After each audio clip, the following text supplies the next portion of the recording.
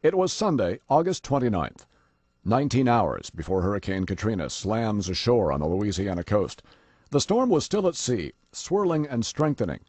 Then FEMA Chief Michael Brown was briefing President Bush, Homeland Security Secretary Michael Chertoff, and local officials on the readiness plans. The meeting was recorded and now, 6 months later, obtained exclusively by the Associated Press. The tape shows a clear sense of urgency.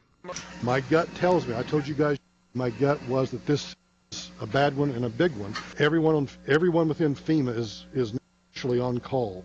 This is, put it mildly, the big one, I think. The nation's top hurricane experts offer their predictions. This is a Category 5 hurricane, very similar to Hurricane Andrew in the maximum intensity, but there's a big difference. This hurricane is much larger than Andrew ever was. And identify major threats. I also want to make absolutely clear to everyone that the greatest potential for a large loss of life is still in the coastal areas from the storm surge. Brown also voices concern over the so-called shelter of last resort, the New Orleans Superdome, another fear that would, in time, prove accurate. As you may or may not know, the Superdome is about 12 feet below sea level, so I don't know what the heck. And I also am concerned about that roof. I don't know whether that roof is designed to withstand a Cat 5 hurricane. So not to be kind of gross here, but I'm concerned about NDMS and medical and DMORT assets and their ability to respond to a catastrophe within a catastrophe.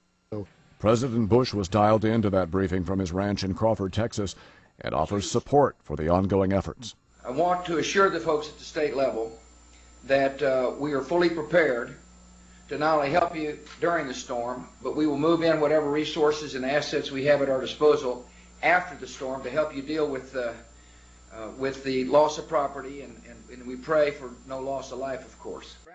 But the president doesn't ask any questions, and just 4 days later tells ABC News that no one could have predicted the scope of this storm. There is frustration, but I want people to know there's a lot of help coming.